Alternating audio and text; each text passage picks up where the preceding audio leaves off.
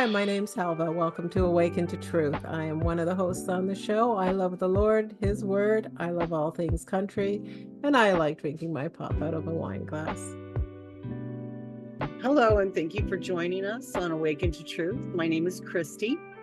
I have testimony I'd love to share with you. I love the Lord and I love His Word. We like to touch on a lot of subjects that pastors don't like to talk about and really dig into the Word.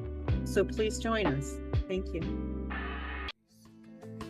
Christ alone be praised always. Risen and alive, it's Him we glorify. All our sins are washed away. We are saved by grace. Hello, and thank you for joining us today. Today we're going over learning the Bible in 24 hours. It's a little more than 24 hours, but we'll try and keep it short. And we're going over Genesis 12 through 50. That's chapters 12 through 50 today. And Helve will be teaching today. And Helve's with us today. Hello, Helve. How are you? I'm great. How are you, Chris? I am good. I'm good. Tired, trying to wake up. Yeah, sometimes we have good days and sometimes bad days and sometimes awake days and sometimes sleepy days. So, Oh, yeah, all comes with the human condition. yeah. Actually, first thing I want to touch on is last week I threw something out there, two things out there. One about how long it took Noah to build the ark, and another about Peleg and the meaning of his name. And so, for those who watched last week and want the proof of Noah building the ark in 5 years, the reference is Jasher chapter 5, verse 34. And it does say Noah made the ark in 5 years. So, yeah, not 120. He preached for 120 years, but yeah, the actual construction took 5 years. And as far as Peleg, Jasher gives us a little bit more insight, and we settled upon it's one of two meanings or both, and it's actually both. And in Jasher chapter 7, verse 19, it says, "To Eber were born two children. The name of one was Peleg, for in his days the sons of men were divided." So that's the Tower of Babel incident. "And in the latter days, the earth was divided." So from that, it seems like he was born early on in the time of the Tower of Babel and the dispersing of the nations through dividing up the languages. And after it seems like God divided all the languages and the people started dispersing into different language groups, once they were sort of settled in the certain, areas, and that's when God started dividing the continents, which makes sense because after everybody's divided in language, then let's separate them a little farther with land divisions. Yeah, So that kind makes of so makes much sense. Yeah, Yeah. that makes so much sense. Yeah. So that's sort of just tying up a few loose ends from last week. And this week we're going to start in Genesis chapter 12 and go to the end of Genesis and basically skimming over it. That's 38, 39 chapters to cover. And so we're speed throughing this. And Chris, you just slow me down when you want to expound on something or if I've missed something that you think is important to cover. So Will do. I'll raise my hands. Okay? yeah. So the call of Abram. So at this point, Abram is Abram, Abram, and Sarah is Sarai. And so we start off chapter 12 where God calls Abraham and says, leave your kindred, leave your family, leave your people, and go to a land that I'm going to show you. And so they head off down into Canaan. And when a famine hits Canaan, they head down into Egypt.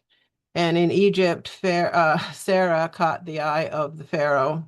Abraham, worrying about his own skin, decides that if I say that Sarah's my sister, then I will, we will all live.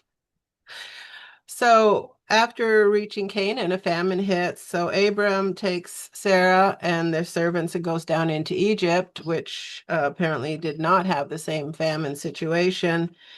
And when Abram realized that Pharaoh was looking at his wife, Sarah, he decided to say, Sarah's my sister. So so he thought, Pharaoh would kill him to take his wife away.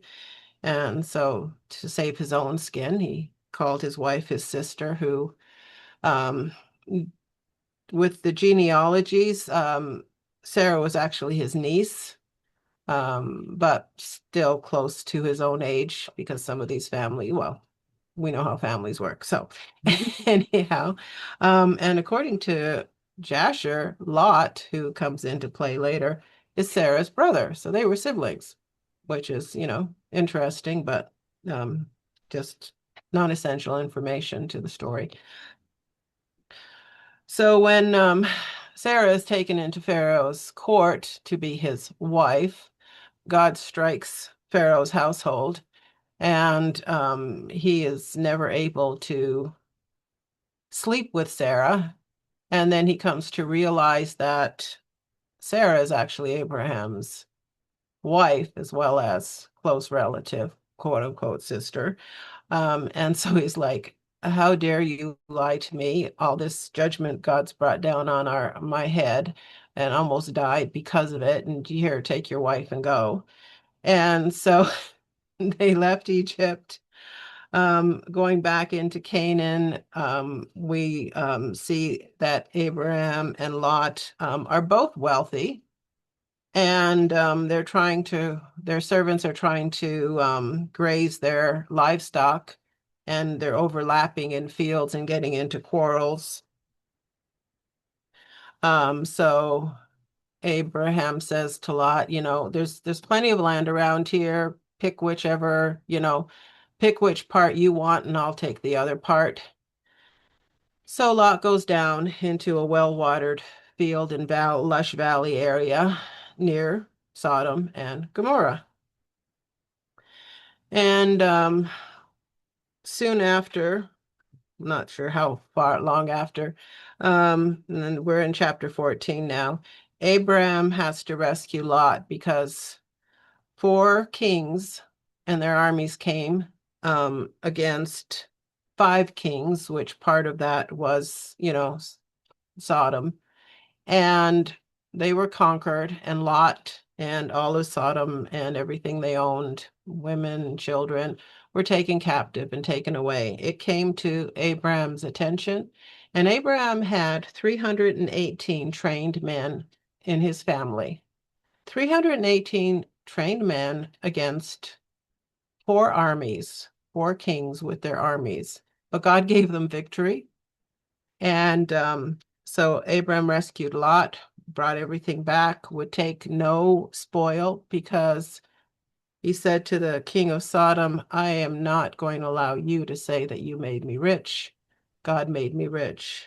And on his way back from the battle, Abraham meets Melchizedek.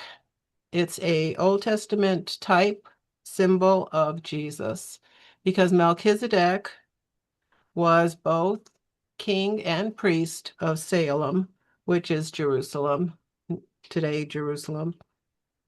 And Abram paid tithes to Melchizedek. So you have the 2 things.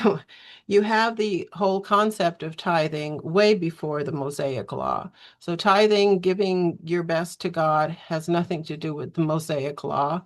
It has everything to do with honoring God with your increase.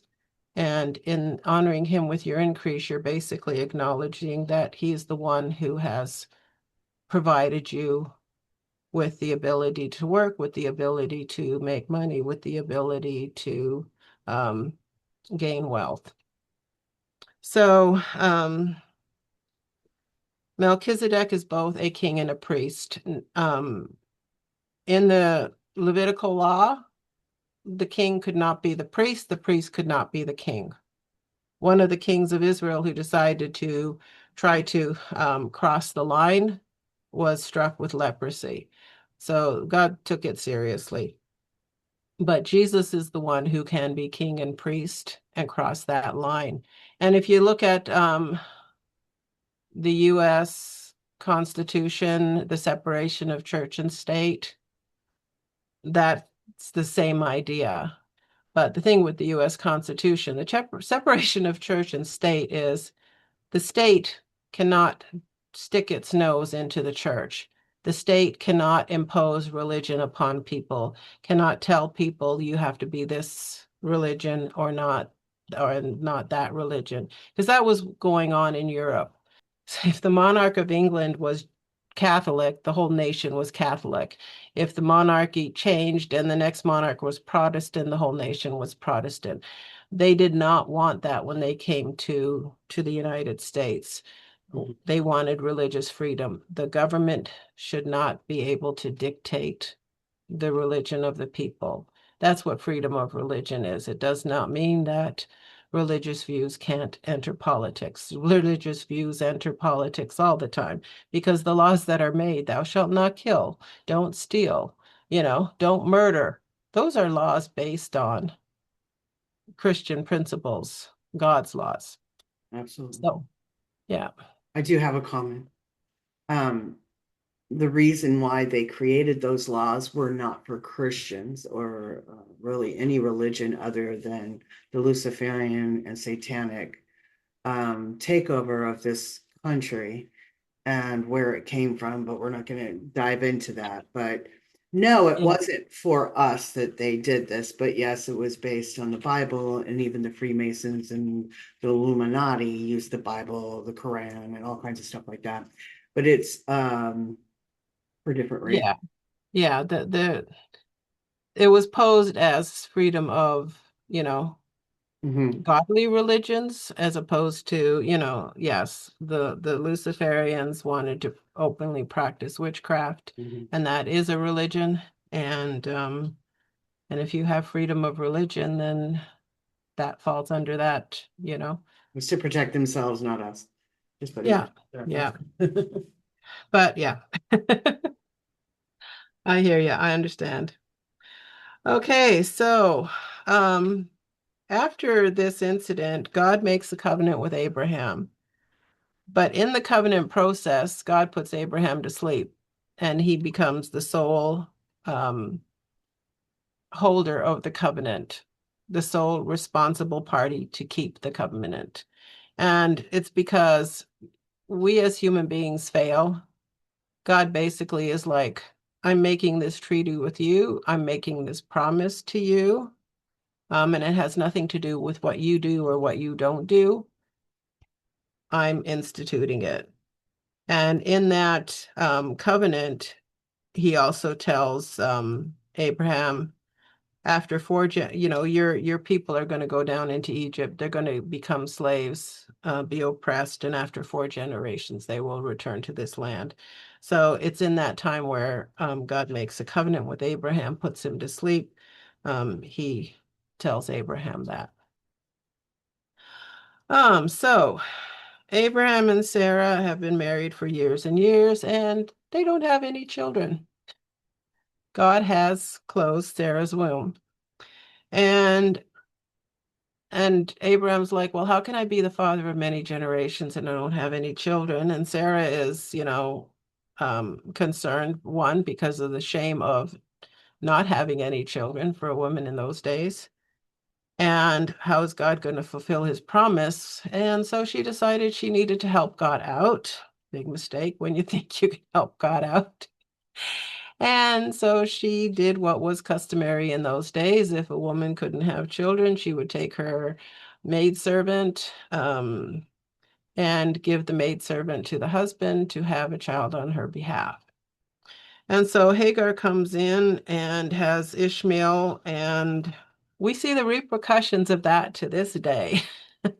Will you Um, explain where Hagar was from so they have a clear yeah, understanding of that? actually from Jasher, they got Hagar when they were down in Egypt.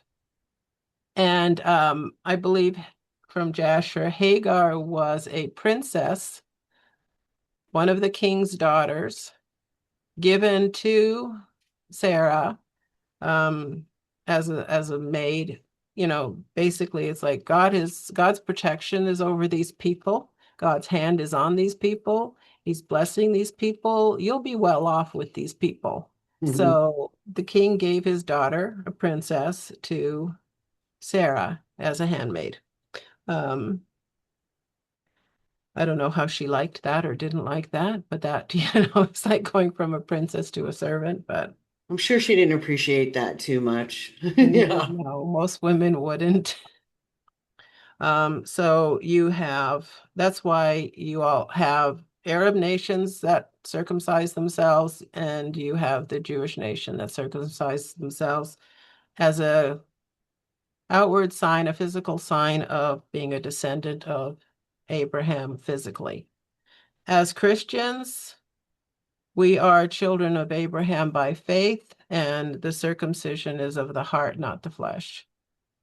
And that's explained, Paul explains that all in the New Testament, and we're not there yet. So um after that, Sarai is given the name Sarah, and God again reiterates his promise from Sarah will come the child that will become a mighty nation. Um, so um when Hagar becomes pregnant and has Ishmael, she sort of, and it says, Hagar has accepted Abraham's God, and her thinking is, oh, God likes me better than Sarah because God allowed me to get pregnant so quickly, not Sarah. And Sarah was getting upset because all of a sudden Hagar is uh, being a little snotty around her. And so um, so Hagar decides to run away, and basically God tells Hagar when she's in the wilderness, go back, submit to Sarah. The child you're carrying is going to be the father of mighty nations. And so she went back, and Ishmael's born and starts to, grow up in Abraham's household. Abraham loves Ishmael. It's his son, right? And shortly after that, Abraham is named Abraham. And God says, the sign of your covenant with me, I want you to circumcise yourself and every male in your household. And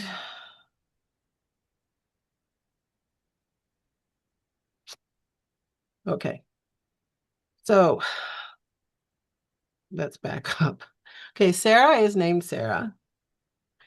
After that, we have three visitors come to Abraham's tent, Jesus and two angels.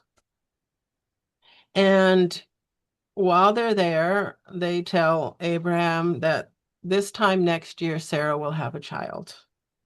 And Sarah, who's eavesdropping on the other side of the tent, like like a lot of people, like most wives would, um, starts to laugh, like, and obviously the laugh was heard on the other side, and it's like, well, why is your wife laughing? Why is Sarah laughing? Oh, I didn't laugh. Well, yes, you did. We heard you. And so Isaac, who was born a year later, his name means laughter. And because Sarah at this point is 89 years old, Abraham is 99 years old. Isaac was born when Sarah was 90 and Abraham was 100. That's pretty old to be having your first child. And for Sarah, it's the first and only child. And and at that same time, when these visitors came to Abram's tent, the Lord said to Abram, I am going to destroy Sodom. And I know Lot, your family, is there. And so Abraham starts bargaining with God. Well, if there's 50 righteous people in Sodom, will you spare it? If there's 40, if there's 30, you know, if there's 10 righteous. And I think Abraham stopped at 10 righteous because he figured Lot, his wife, the two daughters that were still living at home, the other daughters that he'd already married off to men of Sodom, there should be at least 10 righteous with Lot, his family, and their influence. But obviously not. And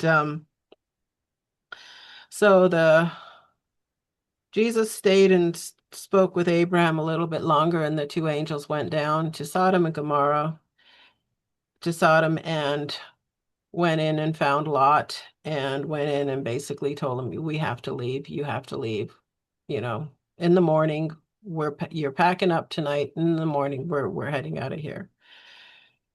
And the men of the town, some people say that they knew they were angels. Other people say, the city was full of homosexuality, and they just wanted relationships with these men. Some people say they knew they were angels and they wanted relationship with them because they knew they were angelic beings. Yeah, I've heard all those explanations. I'm not sure which one to Yeah. land on. Um, but actually, Sodom was just, it wasn't just homosexuality, it's just sexual perversion rampant all over the place. And in reading Jasher, it gives you a little more idea of the wickedness of Sodom and Gomorrah. My And my question is, this is where I go down a rabbit hole in my mind in it. Um, I don't remember when we were going over Joshua or not, but did it talk about there being hybrids, like Nephilim at that time? No, not not in Sodom. okay. Just Now, curious. no, Jasher I tend doesn't to mention wonder. it, at least not in Sodom. So I'm just going to go over the stories that are in Jasher relating to the wickedness of Sodom and Gomorrah, just to give you, it gives us an example of the wickedness that was there and why God chose to destroy it. Because it said the cry went up from the people who suffered from there to heaven. So this man is on a journey, and towards sunset, in that time, you would just stop at the closest village you encountered just before sunset, just after sunset. You didn't want to be traveling in the dark. Usually when you went into any town or city, somebody would open their doors, offer you a place to stay for the night. There weren't any official inns, hotels, motels like we have today. Well, he gets to Sodom and like nobody is offering him, food or water, nothing for his camels. I don't know if he had camels, donkeys, at least he had at least one donkey, if not more.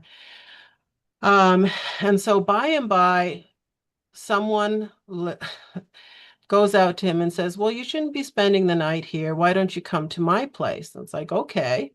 And the man had a valuable coat and a cord that was tied to his donkey. And the host tells the man on the journey, I'm going to, take the cloak and the cord and I'm going to put it in a safe place in the house so you don't have to worry about somebody stealing it off the donkey through the night when it's outside and whatnot.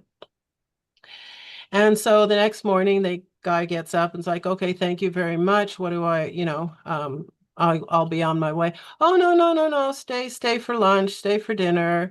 And he coaxed him to stay for 2 or 3 extra days. And then when the guy is finally like, you know what, I gotta get going because, I didn't plan on staying here in Sodom to live. I'm on a journey and this was just, a stopping point. Can I get my cord and my robe back? And the host is like, Oh, no, no, no, you didn't have a robe and a cord. You dreamed that. And I'm an interpreter of dreams. And the meaning of the cord in your dream means you're going to live a very long life. And the colorful robe from your dream means that you're going to, have a very profitable um, vineyard full of all different kinds of fruits, more like a vineyard and an orchard and that stuff. And you're going to be prosperous with your vineyards and your long life. And he's like, oh no, I didn't dream it. And and then the wife comes out. It's like, is he gonna, he's eaten our food for, for 2, 3 days. He needs to pay us for the food. The guy's like, I'll have no problem paying you for the food I ate. Just I want my cloak back, I want my cord back, and then I'll be on my way. Well, then they go to the judge of the town and the guy's like, well, he's an interpreter of dreams. You owe him money for interpreting your dream for you, and then you owe them money for the food you ate while you're there. And they just argued and argued, and finally he was just run out of town, and his valuable robe and cord he never got back. And so it's just a total injustice. And that's mild. Um, Apparently, every year, in 4 times a year in Sodom, there was a lush valley um, outside the city, very big, and they held for a festival 4 times a year in this lush valley. Based on the description, it was just a massive orgy. You could take your neighbor's wife, you could take your neighbor's daughter. You didn't care if somebody took your wife and your daughter. And so for one whole day, they had this big festival and massive orgy. And then at the end of the festival, they all went back to their own homes, their own wives, their own husbands, as if like that was normal. Um, Yeah, that's pretty disgusting. People do and that then now, but they do it behind closed doors now. They don't do it out Yeah, in the well, street. this is like, okay, so 4 times a year, this is our event. Probably happened, at probably every third new moon or some solstice, or something. But what paganism, that Hmm. seems very paganistic. Yeah. Um, if you were a poor person and you were traveling through Sodom, they would keep you in the city. They wouldn't let you leave. You'd walk in, they would give you a whole bunch of money. People would be giving you gold and silver, and they wouldn't let you leave. And then you would take all this gold and silver you were given to try to go buy food. Nobody would sell you food. They would keep you in the city till you starved to death. And then when you died, they would retrieve their gold and silver that they gave you and then fight over the clothes that you had on your back because they wanted those too. And so, yeah, you didn't want to be a poor person walking through Sodom. They, it, um, if you were caught feeding one of these people they were starving to death, you would end up being killed. And in Jasher, apparently one of Lot's other daughters was feeding one of these people. She got caught and they burned her to death. And there's another incident of another woman that had been feeding one of these people they were trying to starve to death. I think it was in a neighboring town. And they coated her with honey and then put her near swarming bees. And for her to die that way, being stung to death. So this is the kind of mentality in Sodom. One time, Sarah sent Eliezer, their servant, down to Sodom to check on Lot, to see how Lot was doing. And Lot came across a poor person being abused. Someone was trying to strip him of his, took his robes and his clothes, left him in his underwear, and Eliezer was trying to intervene. And and the guy threw a rock and hit Eliezer in the head, and he started bleeding. And then the guy who threw the rock and stole the poor man's clothes said to Eliezer, there, I've helped you get rid of bad blood from your body. You owe me. you pay me my wages for, helping to heal you from bad blood that you had. And Eliezer's like, you're crazy. You hit me and I'm supposed to pay you. You threw a rock at my head and I'm supposed to pay you. So they took it to the judge, and the judge is like, well, that's the law in our town. You do owe him because of what he did to help you. So Eliezer took a rock, threw it at the judge, hit him in the head. Blood started coming from the judge's head. And Eliezer's like, the money you owe me for getting bad blood out of you, you can give to him. That's what I owe him. And then he turned around and walked out. It's like, this is the crazy stuff that went on in Sodom, like pure wicked and evil. And like, My son's over here laughing. He thinks it's great. but like how else do you like yeah, so basically it's like, okay, the judge can't fault me for what I just did because he's the one who said that this is the law of the land, you know. Um and those stories are in Jasher chapter 18 and 19 if you have Jasher and want to look them up. That sure is fun to read. Fun to read. So when God destroyed Sodom and Gomorrah, it wasn't just for sexual sin. They were just evil. They were evil people. Like, how do you confine someone to your city and watch them starve to death? Like that is just pure evil. Very I, demonic. That's why I always was so curious. And when the angels came into town, my personal take on it is that they knew there were angels, because when angels are in human form, they have a certain look. They're very light hair, very, blue eyes. And that kind of evil usually comes with demons, which are Nephilim. So I don't mm, know. And the sexual rituals that they were doing, kind of like, with the Egyptians, when the Jews were, they had escaped, God had saved them from Egypt. All those sex rituals that they were doing, it just kind of connects for me. mm. Sex magic, I don't know, sexual, those are rituals. Those Yeah. aren't just something that you do. And yes, they're very, very evil, but it comes from somewhere. Whether they're just Well, worshiping those beings or they actually, have some around. But because all these pagan religions, their temples have Mhm. temple prostitutes. Mhm. Like, And slaves. what does the enemy, want to attack is sexuality. And so yeah, so much sin is surrounding that. Fertility gods, fertility goddesses, Um, yeah. Well, the demons feed on that kind of energy, like in the Mm, occult, it's yeah. kind of known.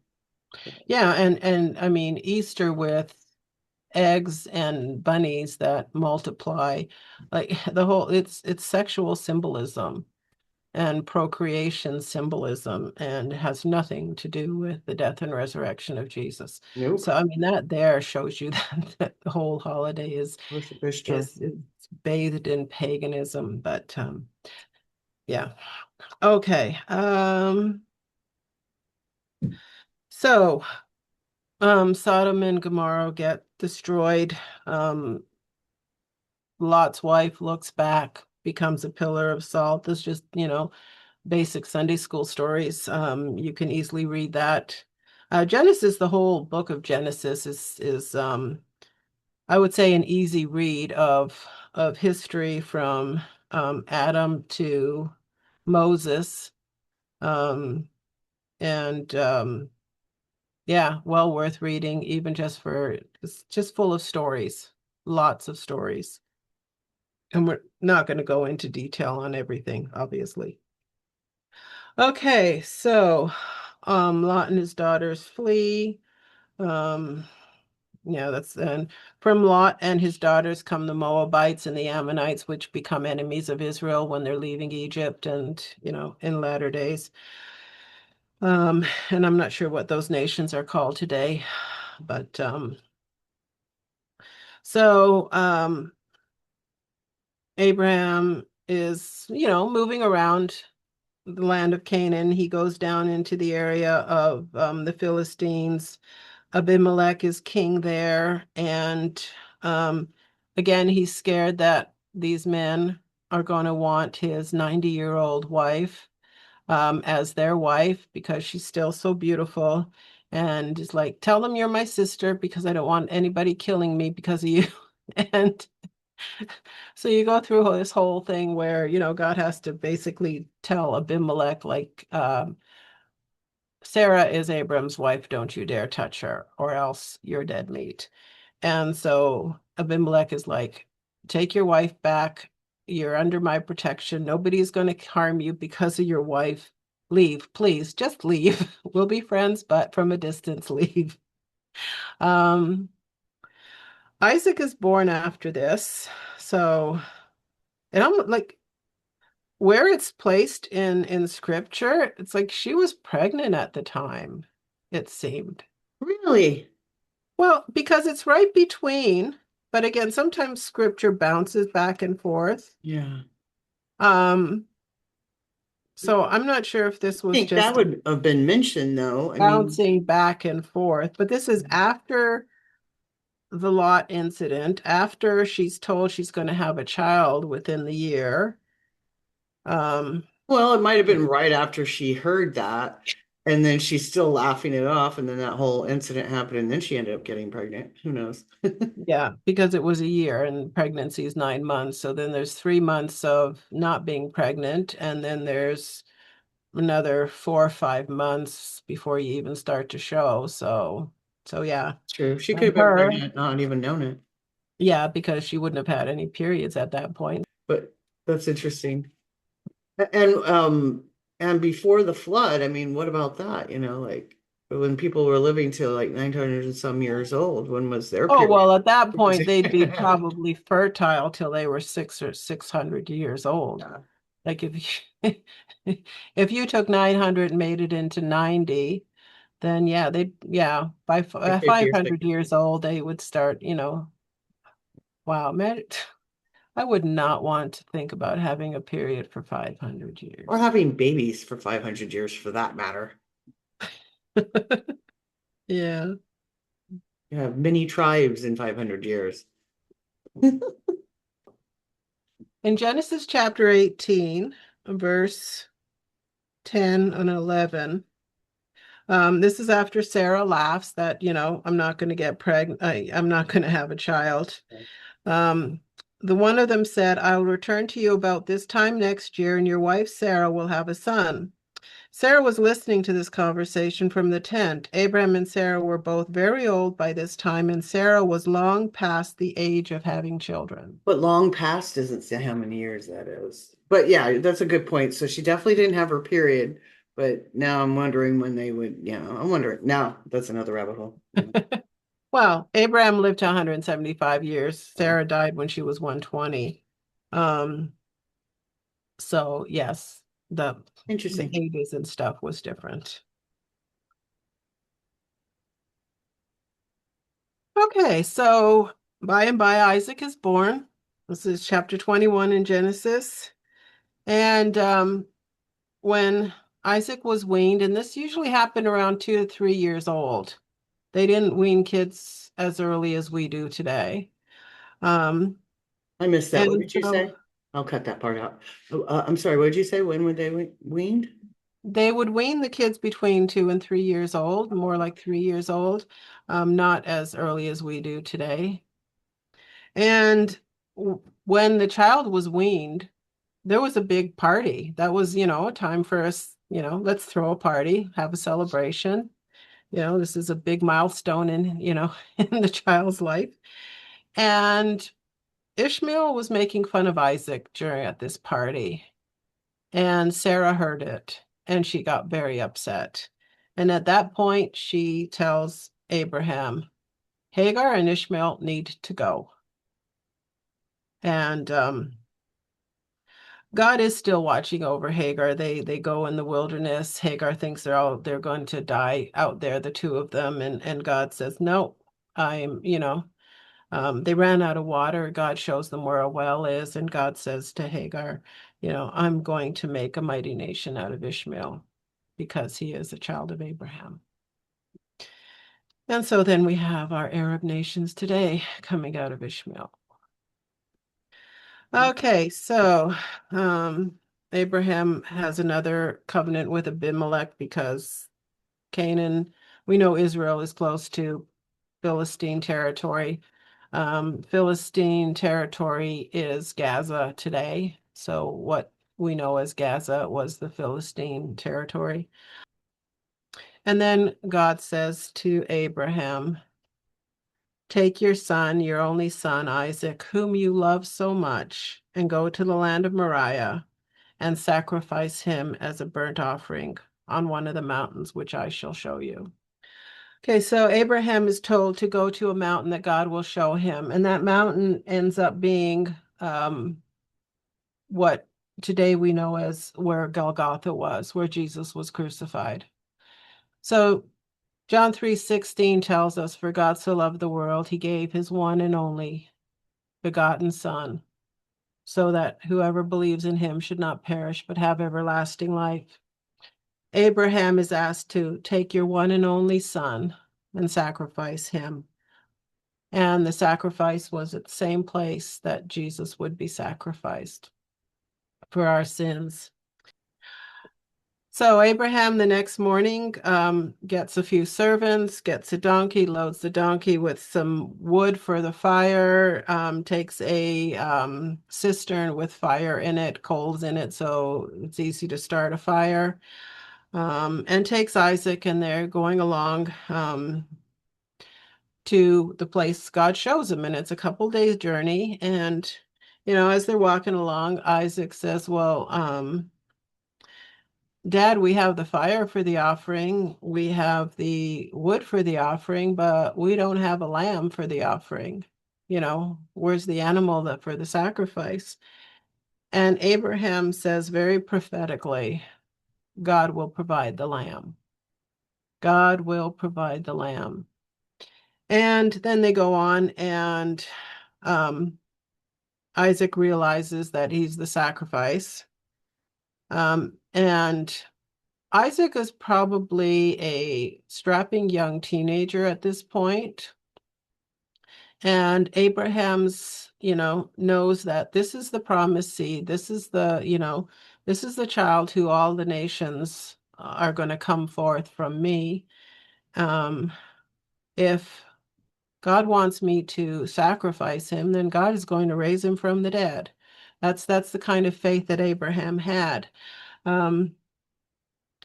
But God wasn't looking for Abraham to sacrifice Isaac. He was looking for Abraham's willingness. Would you give to me what's nearest and dearest to your heart? Would you obey me, whether you understand or not? And so when God saw that Abraham would be obedient despite, his feelings in the matter, then God stopped him from sacrificing Isaac. And a ram was caught in the thicket. Now, Abraham before that says God will provide a lamb. God provided a ram at this point. The lamb would be where what John said, when he saw Jesus coming, behold, the Lamb of God who takes away the sin of the world. Jesus was the lamb. He wasn't provided at that point, but this is just a foreshadowing of the Lamb of God that would come to take away the sin of the world. God does not want human sacrifice. If you're into witchcraft, the devil wants you to die for him. Christianity, Christ died for us. He doesn't require us to die for him. Now, there are martyrs. That's a whole different story. And martyrs are because the enemy just wants to take out the children of God. He doesn't want the children of God to live. Okay, shortly after this incident, and if you read it in Jasher, the whole, well, if you want to read Jasher's version, it's quite interesting.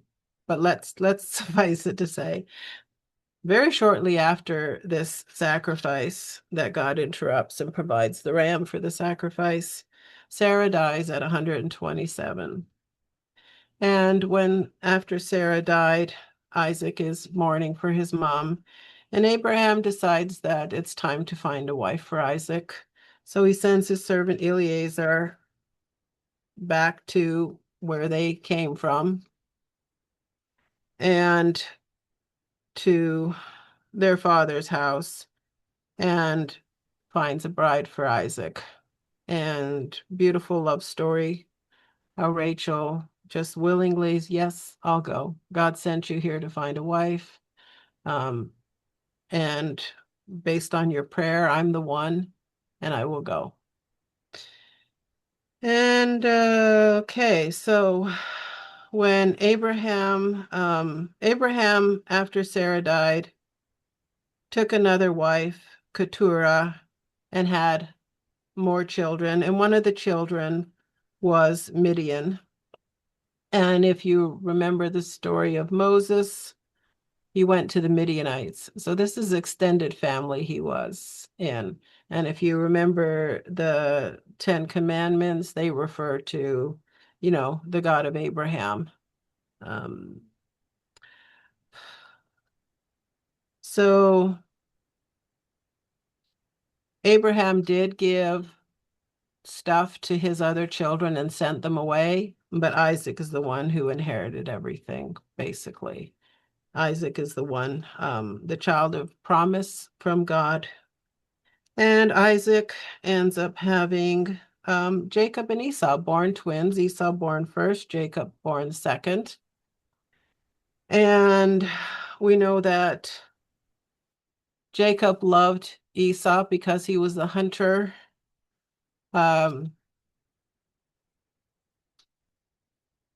Rebecca loved Jacob because Jacob was more of the homeboy type, gardening and cooking.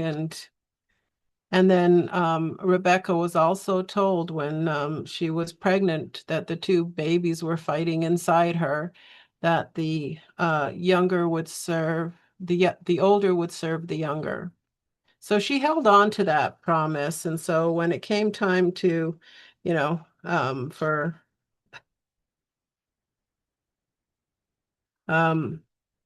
Isaac to bless his sons, and I'm going to skip over a few chapters. Esau ends up selling the birthright to Jacob because he was hungry one day. And then he ends up, with his mother's help, stealing the blessing. So although Jacob was second born, he ended up getting everything that the firstborn should have. Can you explain to people that are new to the Bible what blessing means? Because we don't do this today. We don't even have this expression. I'm sure they can figure it out, but based on what you said, but maybe just a little more of an explanation.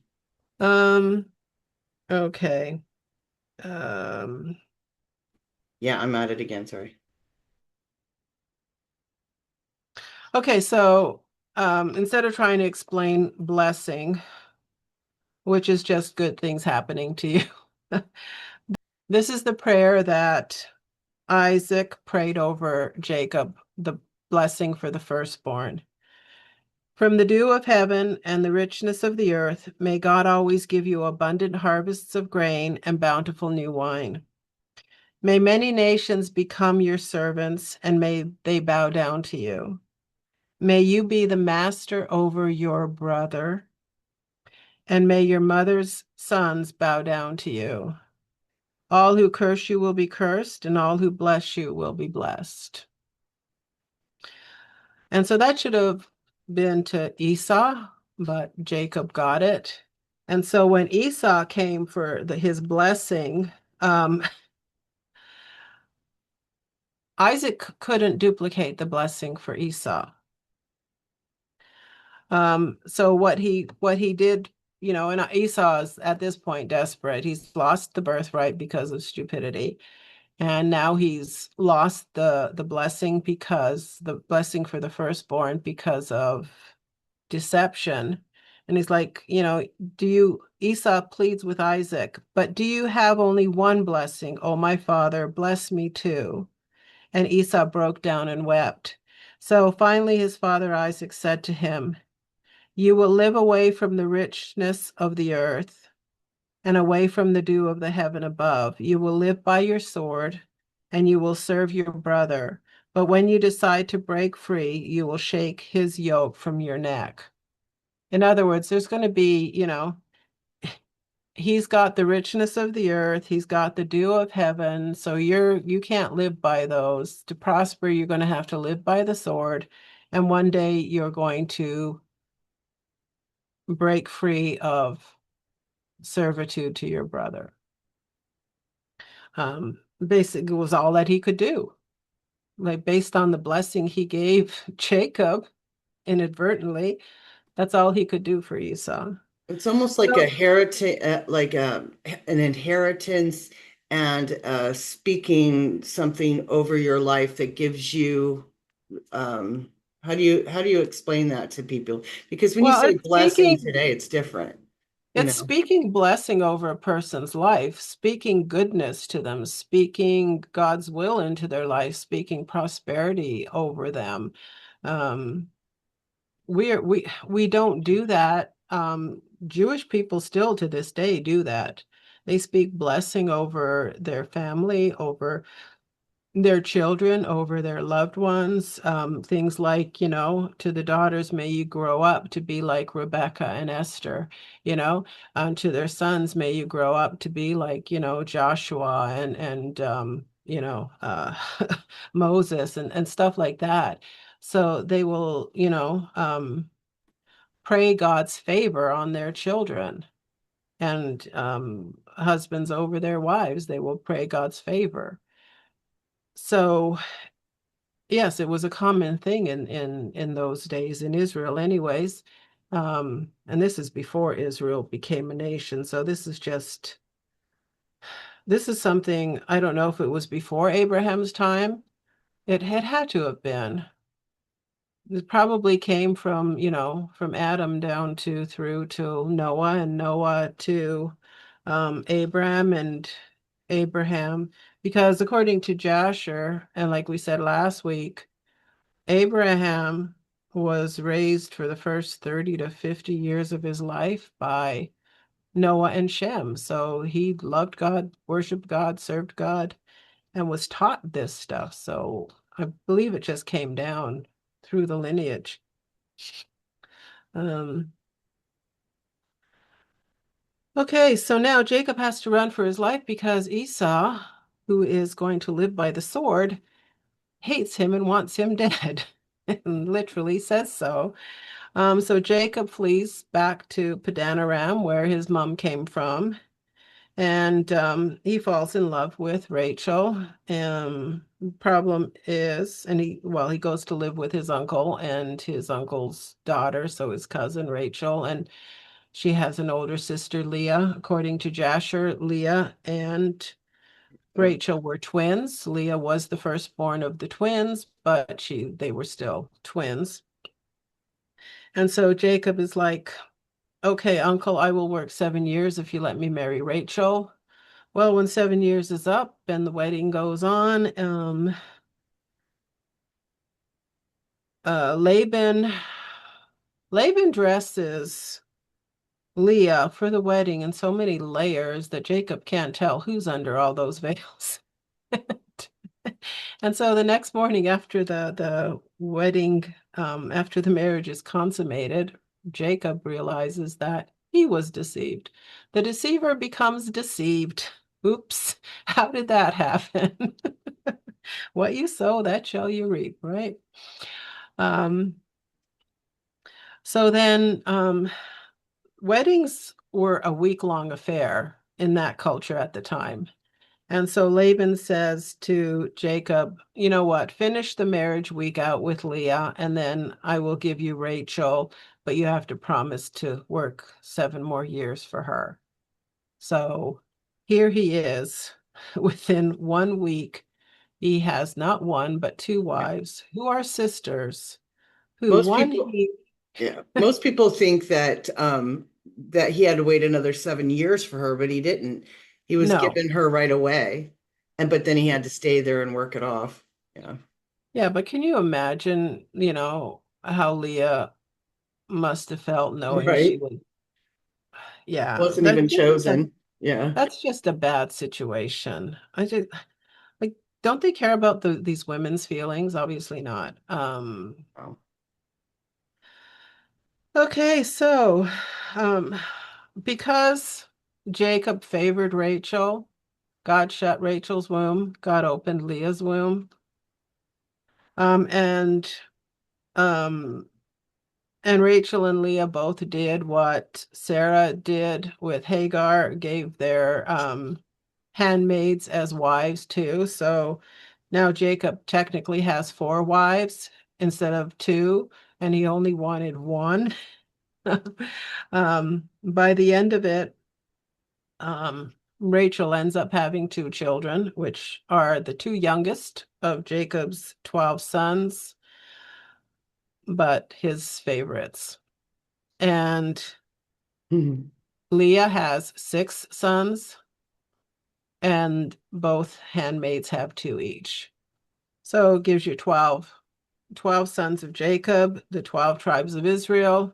What's interesting, though, is every time these tribes are listed in the Bible, um, they're in there's they're listed differently. Sometimes Levi is omitted, and the most interesting is in Revelation, Dan is omitted. Sure. And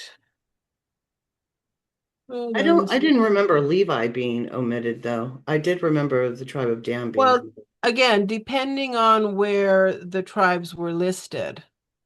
Like the allotment of land is for 12 tribes. Levi is omitted, and you have Joseph divided into Manasseh and Ephraim because the tribe of Levi is divided up scattered throughout Israel because they were the priests, and Yeah, you needed that a, makes sense. a synagogue, Yeah. a temple, a synagogues all throughout the land, but then you had your main temple in Jerusalem. Okay, so Jacob has 12 sons. He also has a daughter named Dinah. Um,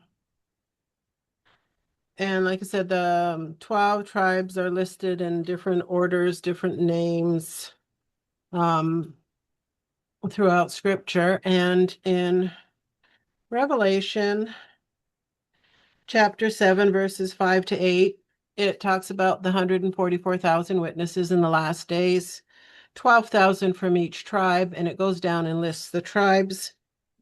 Dan is missing. Joseph is there, and well, actually, let me just quickly turn to it, and I can just make sure I have it right. So Judah is listed first, although he's fourth born. Reuben, Gad, Asher, Naphtali, Manasseh, Simeon, Levi, Issachar, Zebulun, Joseph, and Benjamin. Now, so Joseph was divided between Manasseh and Ephraim. So they split Joseph off, but they said Manasseh and Joseph instead of Manasseh and Ephraim, with an obvious Dan missing. And so there's a lot of speculation on why Dan would be missing. When you get to the end of Genesis, chapter 49, Jacob is on his deathbed. He calls his 12 sons to him.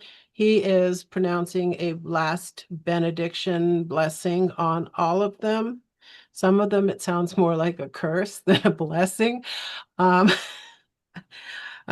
Judah gets the biggest chunk. And he talks about Judah being a lion. So that's where we get the lion of the tribe of Judah because of Jacob's blessing him as a lion. And Joseph gets just as long a blessing as Judah, showing that he was the favorite. Um, and Benjamin is a ravenous wolf. Um, But Dan, the one I want to focus is on Dan because he's the one who's missing. Dan will govern his people like any other tribe in Israel. Dan will be a snake beside the road, a poisonous viper along the path that bites the horse's hooves so its riders are thrown off. I trust in you for salvation, O Lord. And so, based on that, people are speculating, well, did Dan go totally wrong? Was he like, Judas of the 12 disciples, the one that went bad? Um, but, um, and so curiosity getting the better of me. One year, my son gave me this book, Ancient Testaments of the Patriarchs. It's from the Dead Sea Scrolls, and they found parchments of the some of it's the last words of the 12 sons, and some of it's more piece. They found more pieces than others. But Dan, under the section for Dan, what's interesting is part of it, he gives the last days prophecy. And then he talks about a coming savior. And in the last days prophecy, it states that there will be a rebellion against Levi and Judah. Enoch wrote that Satan becomes the prince over the rebels, and eventually there will be a new Jerusalem in the eternal age. This is what Dan prophesied to his sons on his deathbed. And then he predicts the great diaspora and the church age, and eventually Israel will accept the Messiah. And Dan calls God the father of the Gentiles in this, his last, will and test his last benediction to his sons. So reading these, like these were godly men. They've had rough starts. Some, they went through teenagers, as we would call it, had their ups and downs, but at the end of their lives, they were godly men, and they were admonishing their children and their children's children to live godly lives. So what happened between then and the end of Revelation, where they're not part of the 12,000, I mean, the 144,000, I don't know. But yeah, it's not that Dan ended up bad, but just like you have free will, so do your children. We, Okay, let's try to get back on track. So Jacob has 12 sons with his two wives and two concubines or subwives or whatever you want to call them. Joseph is the favorite. He's given his coat of many colors. His brothers sell him into slavery. He gets into Potiphar's house. He gets favor in Potiphar's house. Problem is, he's a good-looking young man, and Potiphar's wife. Explain who Potiphar is. Potiphar is the captain of the guard. There you go. The captain of the Pharaoh's guard. So pretty high up in Egypt, in the hierarchy of rulership and whatnot. The army general, whatever you want to call him. And his wife has her eye on Joseph, and Joseph is not budging. So she ends up, plotting to trap Joseph, and Joseph runs away, but she has his coat.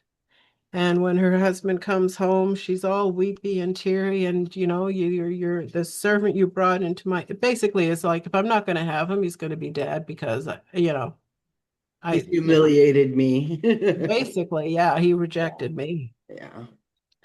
The interesting thing is, and in Jasher, it's an interesting read. We know from scripture that Joseph was imprisoned, which basically tells us Potiphar didn't believe his wife. Because if Potiphar believed that Joseph had tried to have his way with his wife, Potiphar would have had Joseph killed on the spot, right there, no questions asked. You're done. But instead, to save face for her and for him, for his position, he was put in prison. In prison, he ends up interpreting, well, he ends up gaining favor in the prison ward, so he becomes, head over the prisoners as opposed to a prisoner himself, but he's still stuck down there. And he comes upon two of Pharaoh's servants who are in the prison. One is the baker and one is the cupbearer. So the baker and the cupbearer, and they're both down there, and they both somehow ticked off Pharaoh and were thrown into prison. And then they both have these dreams, and the cupbearer dreams that, um, he dreams about 3 cups of wine and, putting them into Pharaoh's hand.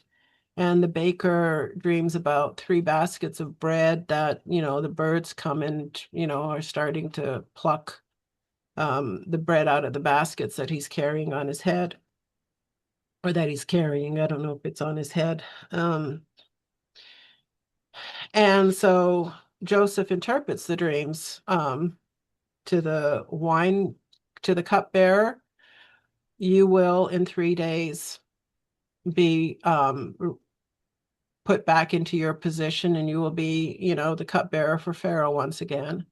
And to the baker, in 3 days, you will be killed, and the birds will eat your flesh.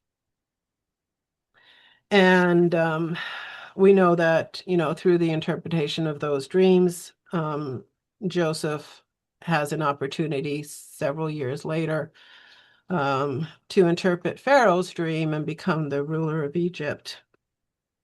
But what I want, it's God's timing is so amazing, because as I'm preparing for today, I'm scrolling through it must have been Instagram, and this guy is doing like a 2-minute clip on Joseph and the cupbearer and the cupbearer and the baker, and brought out an interesting point that this whole cupbearer and baker is a foreshadowing of communion and Christ's sacrifice.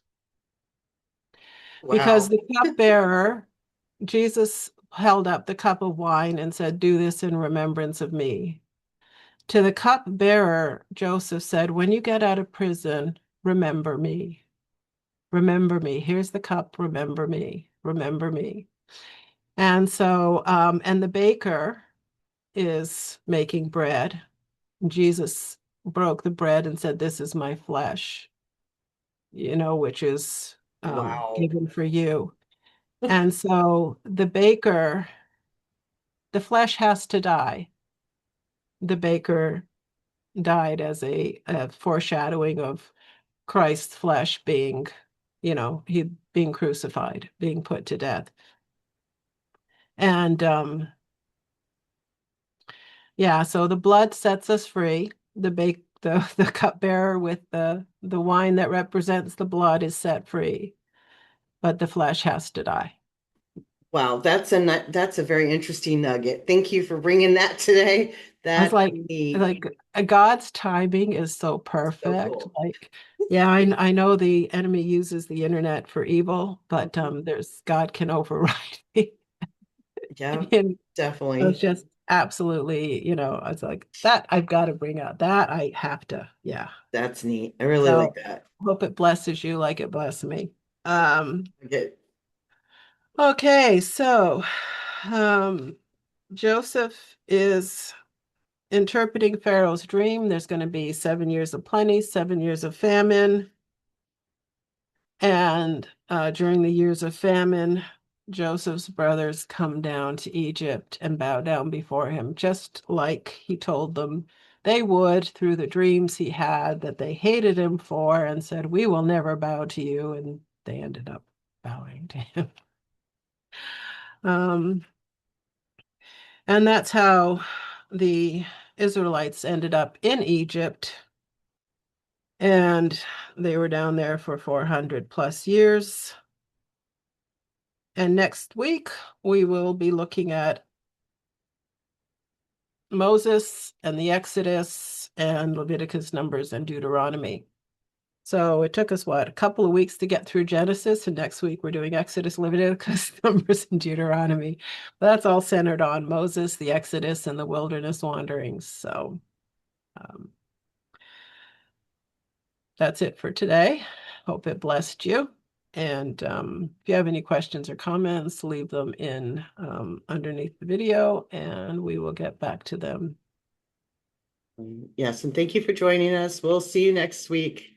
I'll keep an eye out for another series we're doing. On Giants. The Return of the Giants. I forgot what it was. God bless.